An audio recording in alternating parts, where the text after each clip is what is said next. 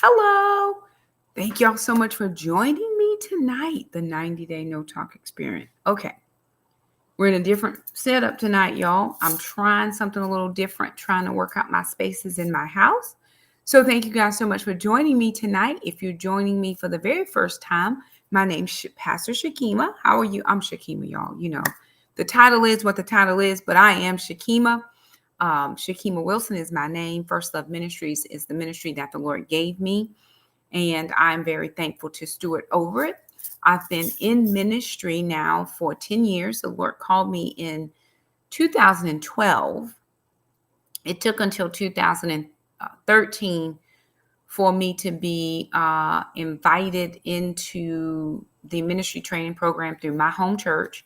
I've been at my church for 16 years.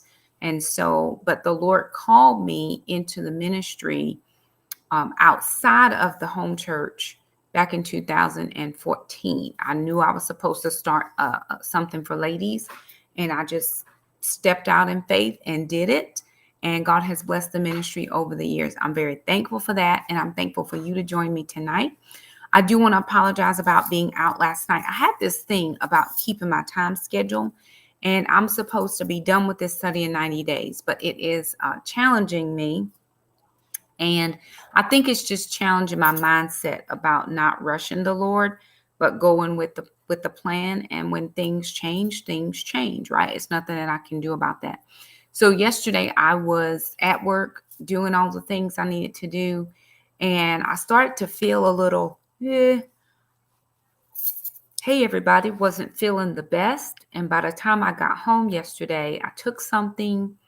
And I remember sitting in the chair just going, I don't feel good. I don't feel good. Something is not feeling well. And thank you, ma'am. I had a little bit of damage, and I wanted to get that off before the wedding so that it would grow out a little bit more healthy for the wedding. And so I think I have enough time to at least get a little bit of growth and my curl pattern to come back in. Lots of gray. There's premature graying on both my parents' sides of the family. My dad and one of my uncles were full gray by the time they were 40 years old. And so I am a little bit older than 40, and I have got the gray going on. So praise the Lord. But I just felt myself not feeling the best. And before I knew it, I was sitting in the chair just asleep. And I just thought, there's no way I can come on here tonight. And so I just posted that I would be back, this evening, because I just wasn't feeling the best. I don't feel great tonight, but I feel better than I did last night. And so I'm just going to press on in Jesus' name. So praise God. Ooh. I do too. So we are working on my book, The 90-Day No Talk Experiment. This is a book I wrote in 2022, self-published through Amazon.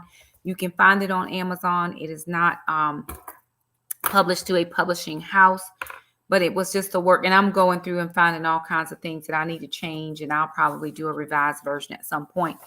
But it's fun to go back and read what I was thinking in those moments back then. So we're on day 48. The book goes down. It goes in a descending pattern. We started on day 90. We're now on day 48. We should actually be on day 45, but we're going to keep on moving on. And we'll be done when we're done. How about that? Praise the Lord. So day 48 talks about family fun and Saturday suppers. Now, I know that lots of people put stock in their family, and we have heard, all of us, well, I want to do a blanket statement, but the majority of us have heard that blood is thicker than water. And I get that. I understand what everybody is, thinking or saying. But I want to say this. I can't be so sure that blood is thicker than water, because some of us have the testimony that we've had family members that have not been there for us. It doesn't matter how much family we were, how close or how not close. We were not there. You all, if you've joined have joined me for a long time, you know that my family did very, very bad things to me. My oldest daughter is a product of abuse from a very close relative. And I decided to keep her and not terminate the pregnancy. And when you have that level of drama going on in your life, it totally wrecks all of your family dynamics. And I was 10 years old when the abuse started. I was 13-year-old when it stopped because I had gotten pregnant. And everybody that knew me or everybody in my family talked about how loose I was, how much of a temptress I was. I think somebody even called me a seductress at 10 years old. And I was like, oh my, I'm 48 years old and I ain't over here seducing nobody, even at current. So I don't know where that came from. But those people did some of the most detrimental things to me in my life. But I'm supposed to champion those people. I'm supposed to esteem them higher than anybody else. And I just don't know if that's necessarily the way I want it to be done in my life. If I turn over to Matthew chapter 12, I'm going to grab my Bible. Matthew chapter 12. Y'all have to tell me if this setup is working or not. Chapter 12, verses 48. I'm going to start in 46. And I'm reading I'm going to read the Message and the New American Standard. So in the New American Standard, if you go to Matthew chapter 12, verses 40, we'll start at 46. It's called Change Relationships. If I look on the title in my book, it says, while he was still speaking to the crowds, behold, his mother and brothers were standing outside seeking to speak to him. Someone said to him, behold, your mother and your brothers are standing outside seeking to speak to you. But Jesus answered the one who was telling him and said, who is my mother and who are my brothers? And stretching out his hand towards the disciples, he said, behold, my mother and my brothers. For whoever does the will of my Father who is in heaven, he is my mother and my brothers and my sister. If you read in the Message translation, because I have a parallel Bible, it says obedience is thicker than blood. While he was still talking to the crowd, his mother and brothers showed up. They were outside trying to get a message to him. Someone told Jesus, your mother and brothers are out here wanting to speak with you. Jesus didn't respond directly, but he said, who do you think my mother and brothers are? He then stretched out his hand towards his disciples. Look closely. These are my mother and brothers. Obedience is thicker than blood. The person who obeys my heavenly Father's will is my mother and sister and brothers. So we have to get outside of that blood is thicker than water, because my identity has changed. In 2 Corinthians 5:17, when I accepted Jesus for who he was and the free gift that he gave me of salvation unto eternal life, my entire DNA changed. I'm not the same person I used to be. I'm a totally different person. My address has changed. Everything about me is different.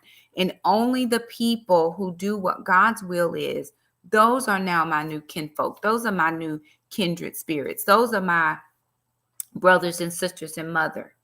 And again, your family, your birth family, unless they are disciples of Christ as well, will tend to get a little bit angry with you.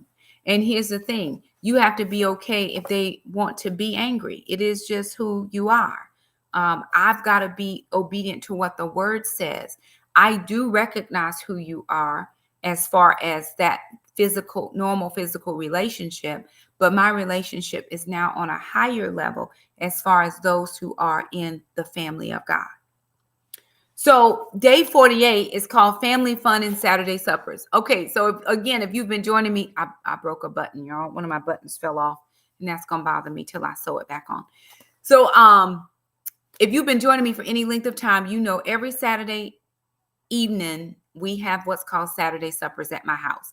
Saturday Suppers was a God idea. It wasn't a Shakema idea, although everything about my platform and channel started around my kitchen. Thank you. When I started doing what God asked me to do, he said, Shakema, invite people into your kitchen, have coffee, have a little bit of dessert, and just invite people into what's called the hub of our home, which is our kitchen. And we love doing that. So I have a former coworker that used to work with me years ago. She is an older lady that needed tech help, right? So I knew this lady. She just needed some help. She was older when we first met. Gosh knows, we met each other now probably 15 years ago. Wow, that's a long time. 15 years ago. Very common link. Her husband and me are from the same small town. Now, nobody knows where this small town is.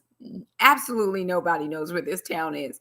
And on the very first day of work, we met each other, and she was like, "Where are you from?" And I said where I was from, and she's like, "Oh my God, wow, nobody, I've never met anybody from there before." And that's how we kind of connected. Our rooms were kind of close to each other. She was on this hallway, I was on just the opposite hallway. When she asked me for help, I didn't mind helping her. I tend to have a ministry. When I first started ministry, I started with a group called Daughters of Grace. I thought the Lord would give me the 20 somethings because I was in my late 30s when I started ministry, 38 years old. I thought God would give me the 20 somethings. Well, God fooled me. He gave me the senior saints or the seasoned saints. They were in their 60s. So I have this thing about older people. I'll help them. It doesn't bother me to help them. They're not a bother. I grew up with older grandparents. I was always happy to serve them, and I'm happy to serve other people. It doesn't matter to me.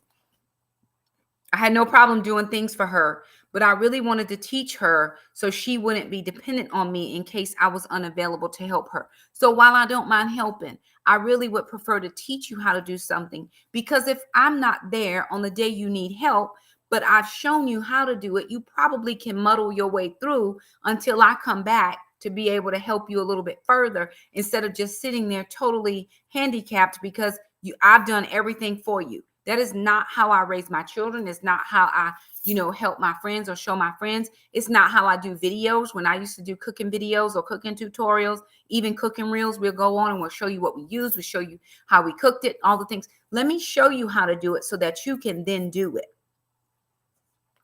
Give a man a fish, he eats today. Teach a man to fish, he will eat every day. So I'm all about, let me show you how you're going to eat every day, because I'm here for meals.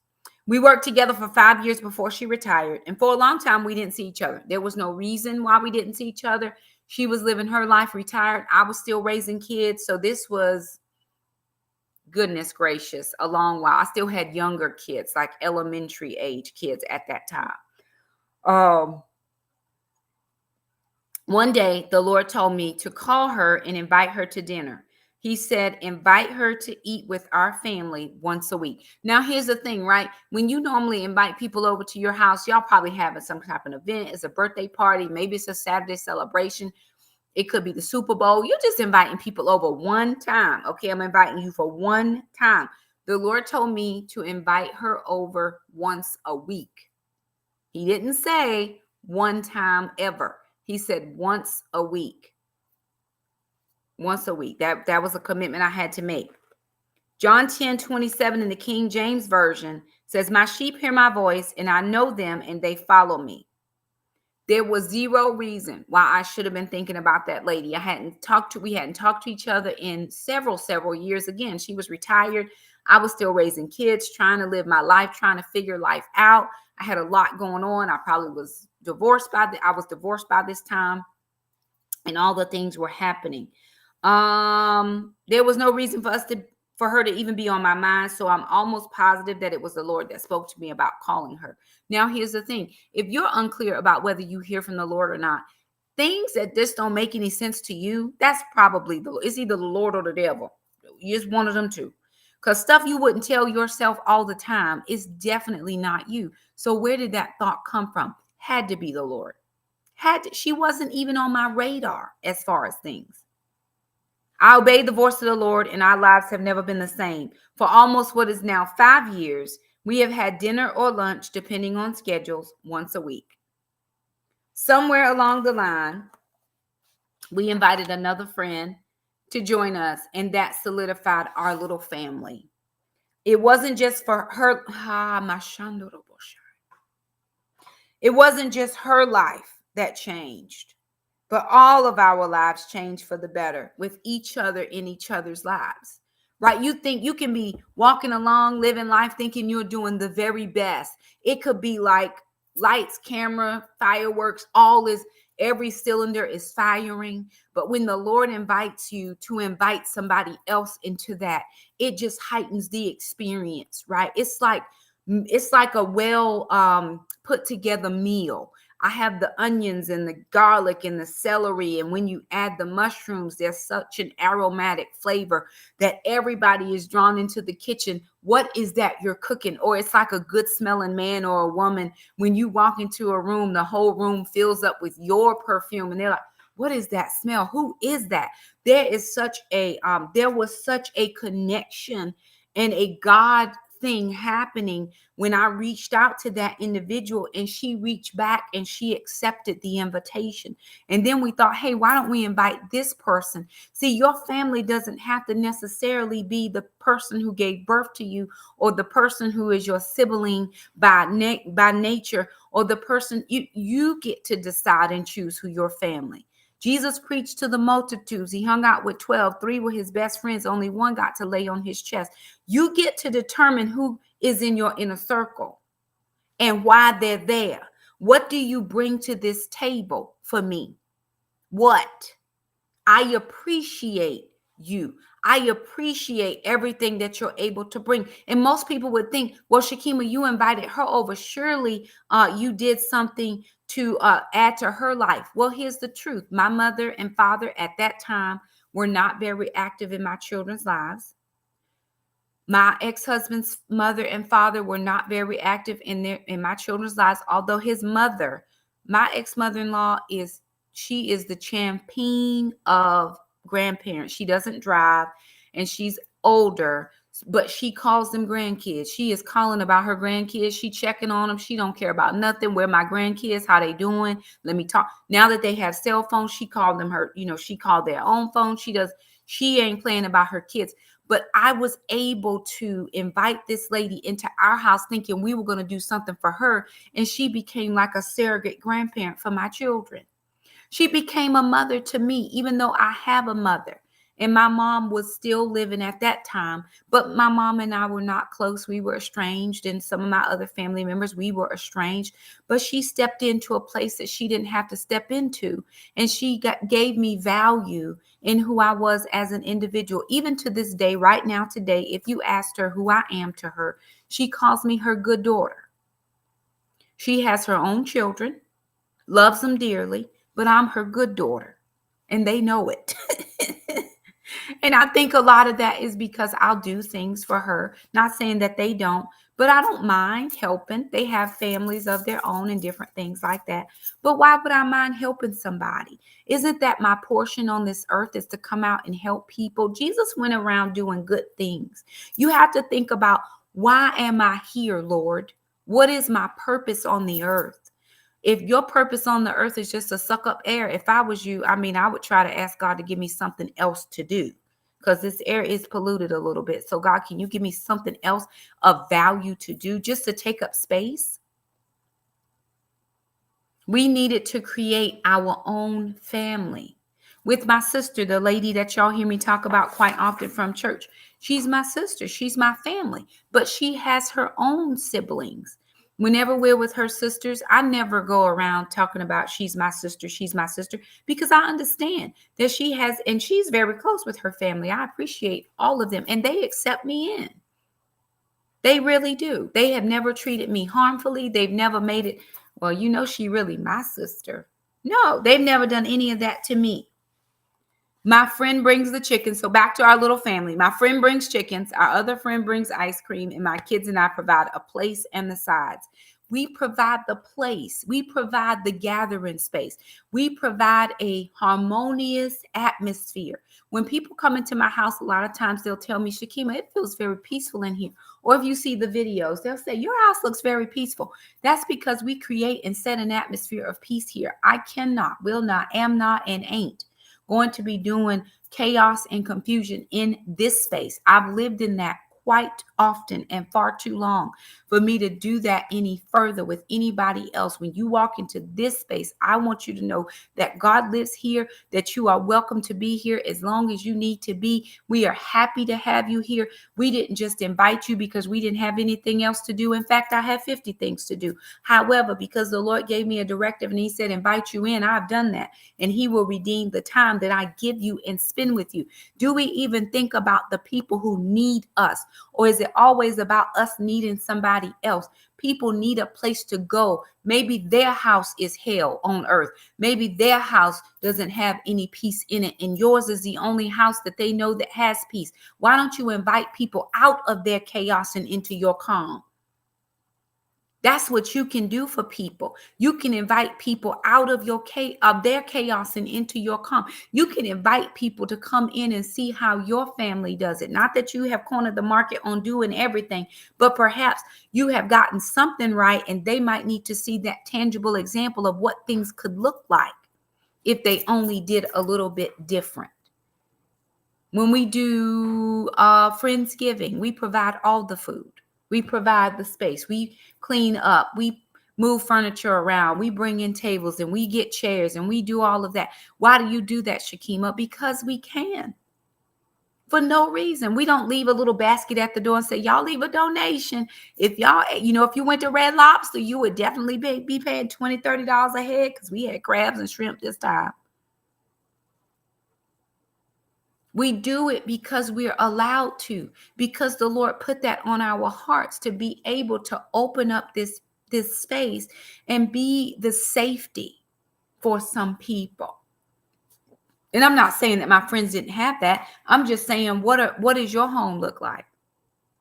For some of us, we're in these hoarding situations. We got all this stuff going on. They'll say, I don't understand this. This is what I don't understand. I have a lot of people. I think I posted something one time, and people say, I could never invite people into my house. I just don't want anybody into my house. It was a reel, I think, on Instagram, two holidays ago. I don't invite people into my space. Well, why not? Is your space so sacred you can't have anybody in it? Jesus invites us into his space all the time. If we're trying to emulate Jesus and show people the true love of the Father, why don't we invite people? Is your house not clean? Clean it. Or if all you can get clean is the front areas where people will be, clean that part. Throw everything in the bedroom and close the door. We're not going in that section. We just want to be out here in the open spaces and make sure a bathroom is clean. That's all we're saying. You could do that. You could provide that for people. You could be the stability in somebody's instability. So why don't we do those types of things? What in you is keeping you from reaching out to God's people, when truly that's all he wants us to do, is reach out the best way we know how. Some of you will never preach and teach a sermon in your life, but you can preach and teach the love of Jesus by opening up your home.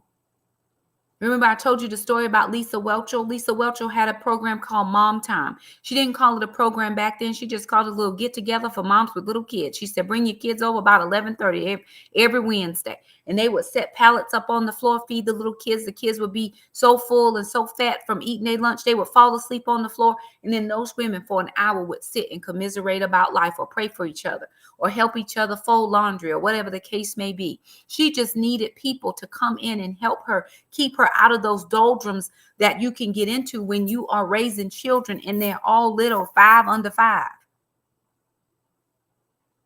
3 under the age of 3. Child, you about losing all your good mind. You just need another adult for some adult conversation.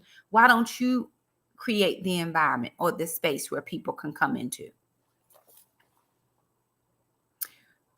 We sit at the table, pray together, eat, and the kids play games after they clean the kitchen, while my friend and I retire to the living room to catch up. So every Saturday we cook.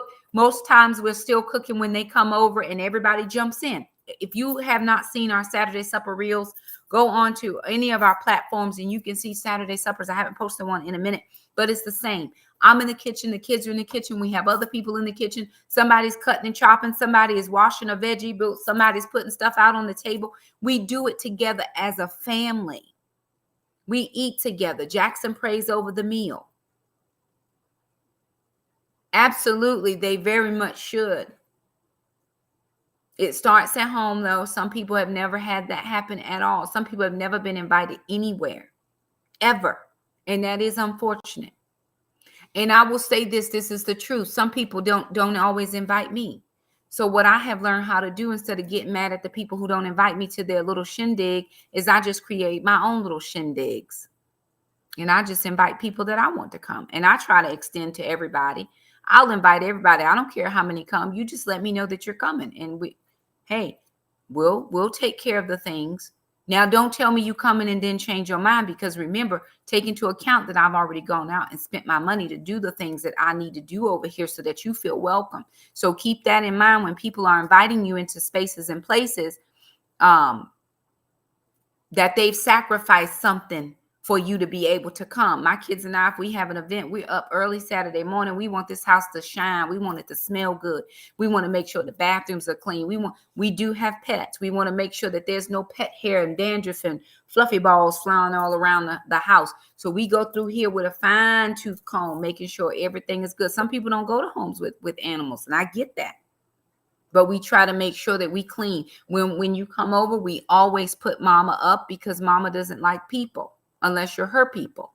And so to keep everybody safe, we just keep her up. I've been in houses before. I'm not putting my dogs up. They live here. You don't. Cut your pearls, girls. Okay. But we try to be accommodating for people. If she will tolerate you, we'll leave her out. If she doesn't tolerate you, there's no need for you to be stressed out being here and her to be stressed out because you're here.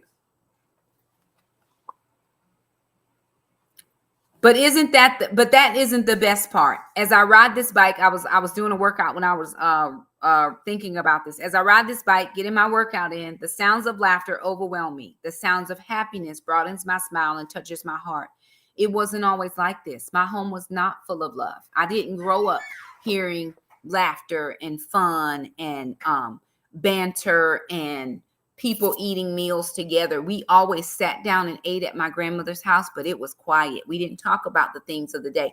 Did you know that if you sat down with your children, you don't even have to invite people into your house. You can do this with your kids. I was talking to a friend of mine not very long ago, and I said, do you sit down with your family to eat? And they were like, well, no, not really. Well, why not do it once a week? You can do it once a week. Sit down with your family.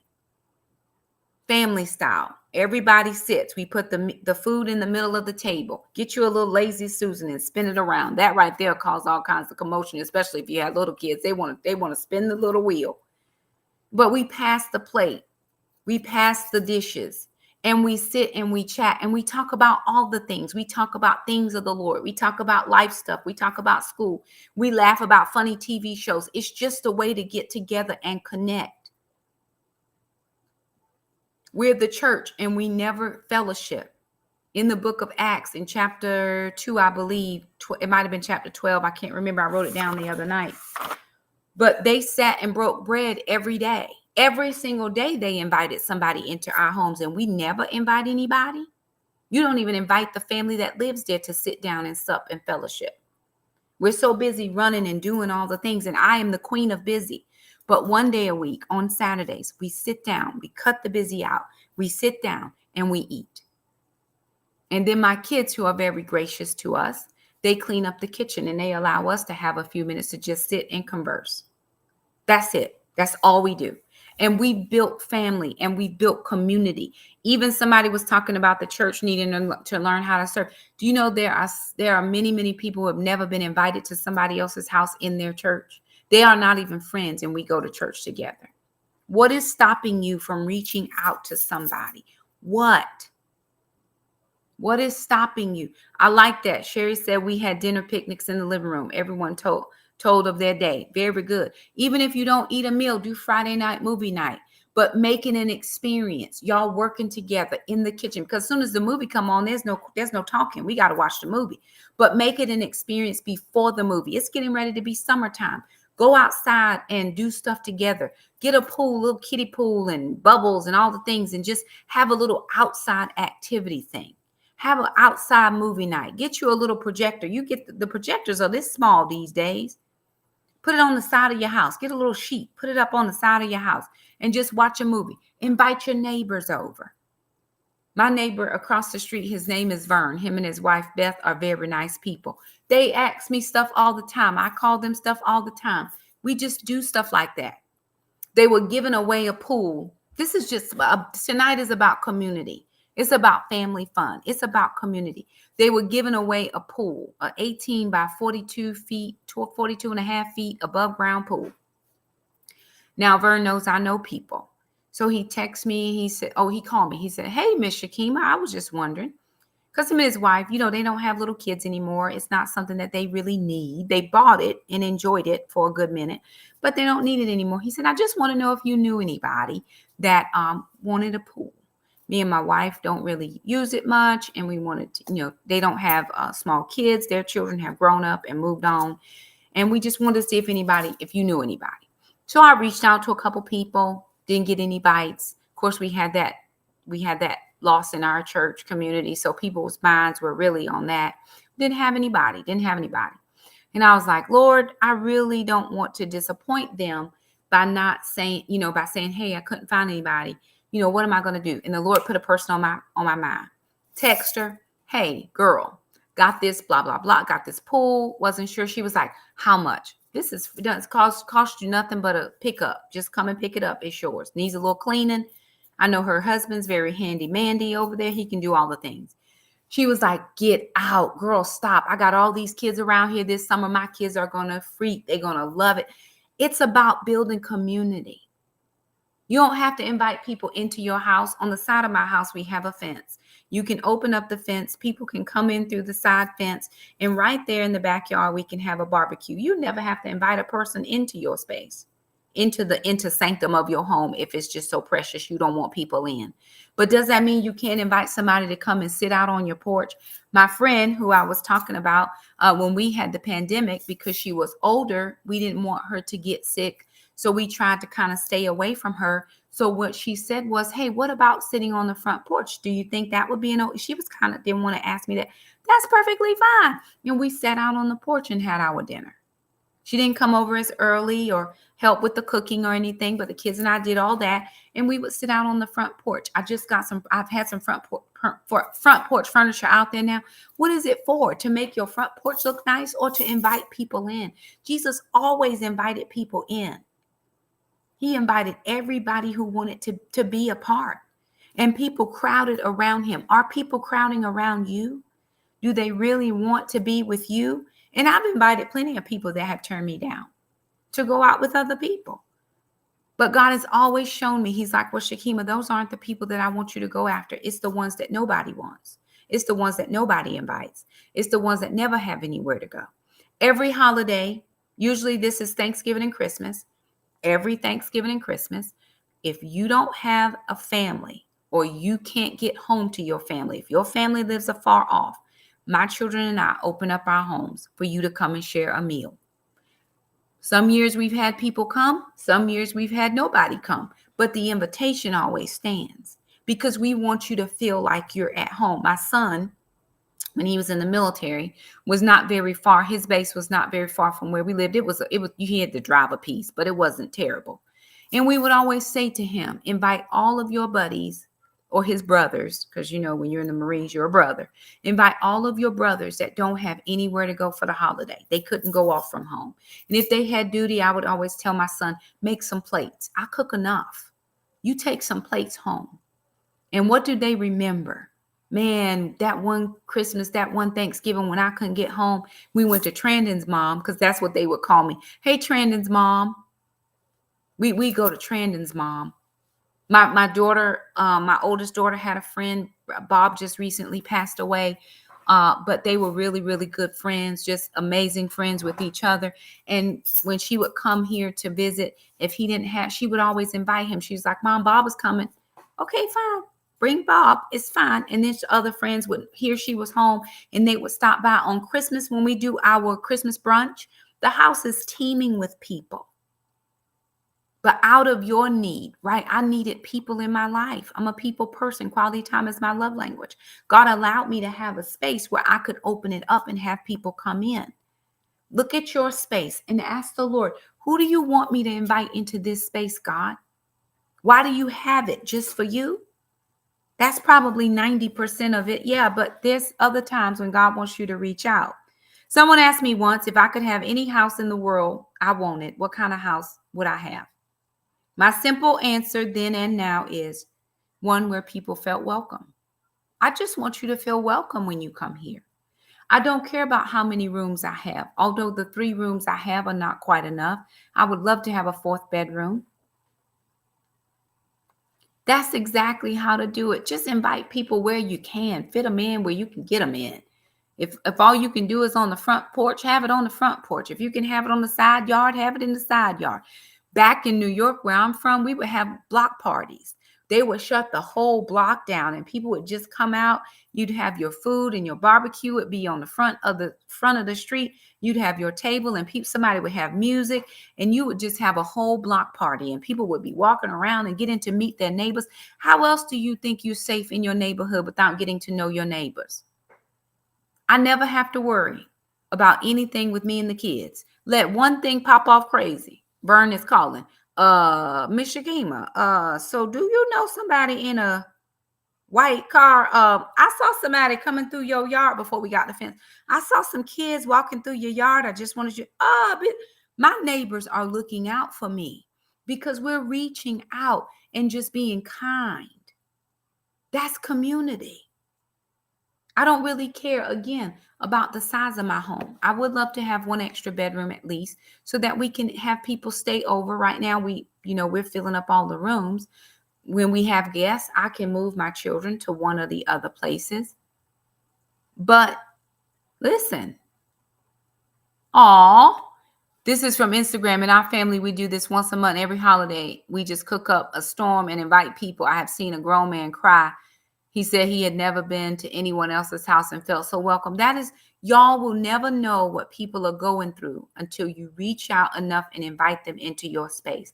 You invite folks in, you get food flowing, you get the conversation flowing, and people will begin to tell you what's happening in their lives, what's going on in their minds.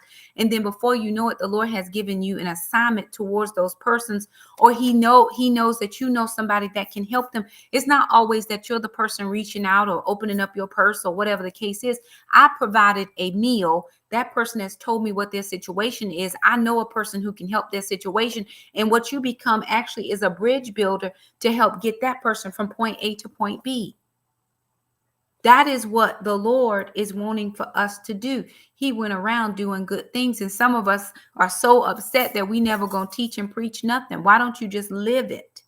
We live this experience. I live the word. I live fellowship. I always want you to come. And I keep inviting people even when they can't come. Usually on a Sunday, I'll say, hey, what y'all doing? Y'all want to come over? We don't have nothing prepared. But listen, we got some ham. It's sandwich day at our house. What y'all want me to bring? We don't want you to bring nothing but yourself. Come on over. Y'all ready for it? Y'all come anytime you want. Knock on the door. The door is open. We don't even keep the door locked. We just keep the door open. Just come on in. We got bread, we got meat, we got cheese. We put it on a nice little pretty tray. And people think you have been in here slaving over it. But what I want you to know is I was concerned enough and loved you enough to just reach out to you. Y'all, here's the thing. Social media makes it so, and I'm a victim too, where you seeing everybody doing all these great things. They preaching. All we see is sound bites and sound clips. You better know within your heart of hearts that the Lord has called you to serve your community. That he has called you to serve your people. Listen, remember when Abraham and all the children of Israel got circumcised? Abraham had just gotten circumcised. He just got circumcised like 2 days. And all of a sudden, these 3 strangers show up. What did Abraham do? He called to the servants. He said, go and slaughter an animal. And we have people. We need to now be hospitality. And some of us never know hospitality. We don't know how to do it. Well, Shakema, I don't know how. Listen, social media is helping you. Get out here and find you a YouTube video, find you a reel. Listen, if all you got is 90 seconds, just play that one over and over and over and over until you get it, till you know how to put your table together or whatever the case may be. Yolanda said, our neighborhood has porch parties once a month. I love that. Miss Lisa said, do potluck dinners. Everyone brings something. Very good. We did a girls' night where it was like a charcuterie board. Everybody bought their own favorite charcuterie board and you share it amongst each other. Miss Rose said, I used to have luncheons for friends. And one lady said that was the first time she'd been invited to an affair and not have to buy something. Absolutely. I have another friend. Her name is Gretchen, the green lady. Every year she hosts a garden tea party, because she has a really nice garden and she puts a lot of work into that. And so once a year when it's gardening season, she invites people to come to her garden tea party and she serves tea and you have to wear your fancy little hat. And you put on a nice little spring outfit. I don't know if she had it already this year. I might have missed it. I've missed it every year she's had it, but one of these days I'm going to make it. She keeps inviting me, so I'm happy about that. But think about it. Jesus is about community. Oh, that was it. It's Acts 2:46. Let me go to that. Acts 2:46. I'm going to read that. Acts chapter 2. We're trying to ask, some of us have been asking the Lord what he wants us to do for so long, and he's giving you idea after idea after idea. Oh, thank you so much. Day 48 does begin on page 119. You're a blessing. I appreciate that. Oh, yay. Very good, Miss Bart. Thank you, Miss ma'am, for sharing that. Acts chapter 2, this is verse 46. Do I want to read 46 or 43? What did I put on my book? Let me go to 43. Everyone around was in awe. This is in the Message. All those wonders and signs done through the apostles. And all the believers lived in a wonderful harmony, holding everything in common. They sold whatever they owned and pooled their resources so that each person's needs was met. They followed a daily discipline of worship in the temple, followed by meals at home, and every meal a celebration, exuberant and joyful as they praised God. People in general liked what they saw. Every day their numbers grew as God added those who were saved. Every single day they ate together. They broke bread. Every single day they or all the people sold what they had so that somebody else would have what they needed. Again, God's going to bring people into your midst, and you're going to see what their needs are, and you may be able to meet it, or somebody else may be able to meet it. Okay, let me finish up. Okay. And I don't know if I would even classify it as a house, but a home. I want you to come to my home, not my house. This is my home.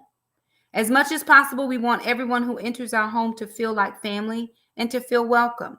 I may not be able to give you much, but I can give you a meal and a cool drink and a few laughs mixed in. If you come on a Saturday, you are sure to enjoy a great meal, ice cream, and family fun. Uno. My kids in here playing Uno. Honey, they be in here slapping cards down left and right. It's loud. You're like, what in the world is going on around here? They're enjoying one another. How long has it been since you've been in a space where you've enjoyed people?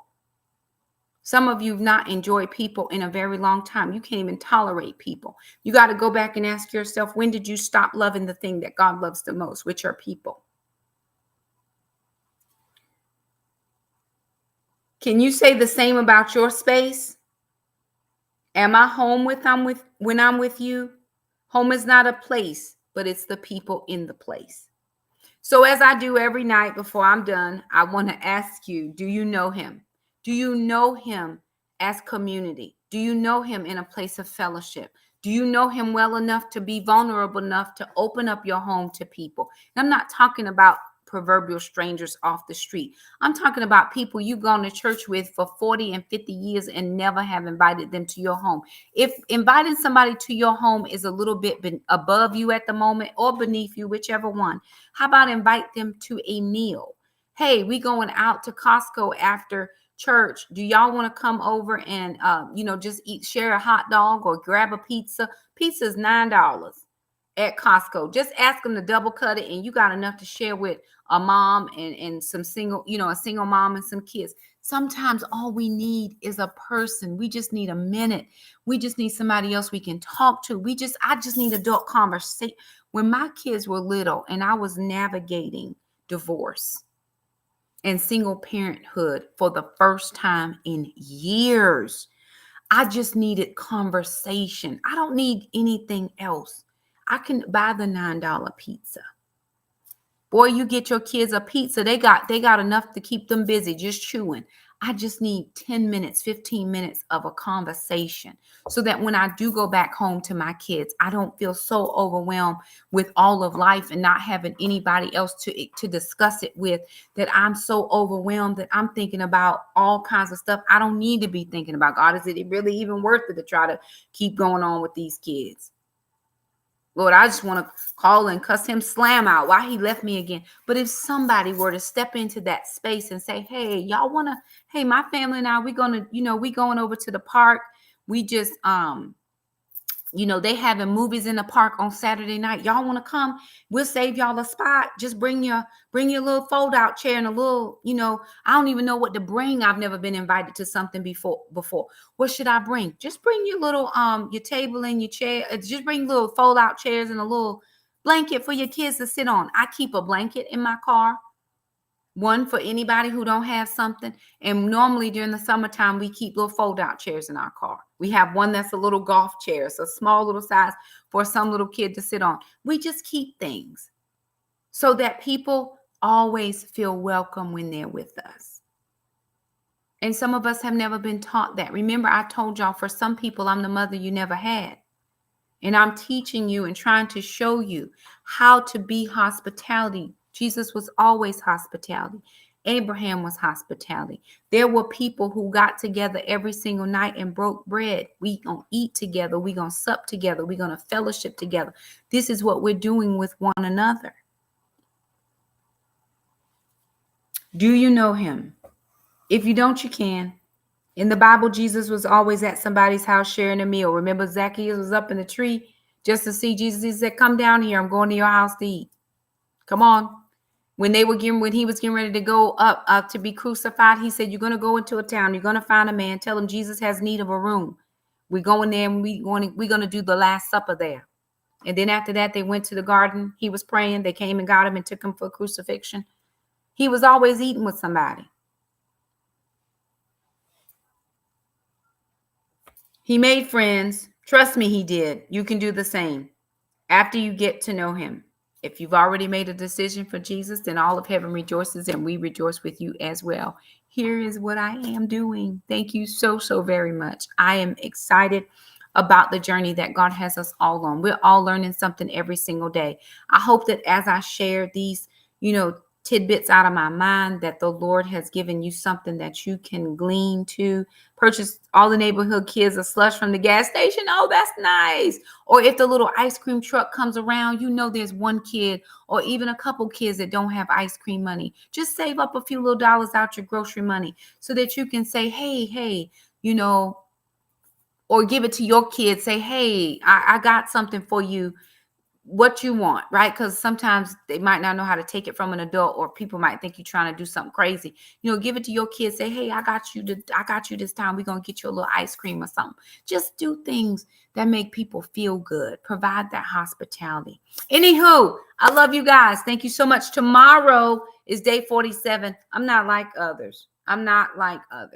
That's tomorrow night. I do appreciate you. Again, do me a favor. Thumbs up the video. Share this video if you feel like somebody would be able to glean something from it. Don't forget to subscribe to the YouTube channel. You Instagram people, hit my bio, the link for my YouTube channel. Subscribe to the channel. You get to see a lot more over there than we do here.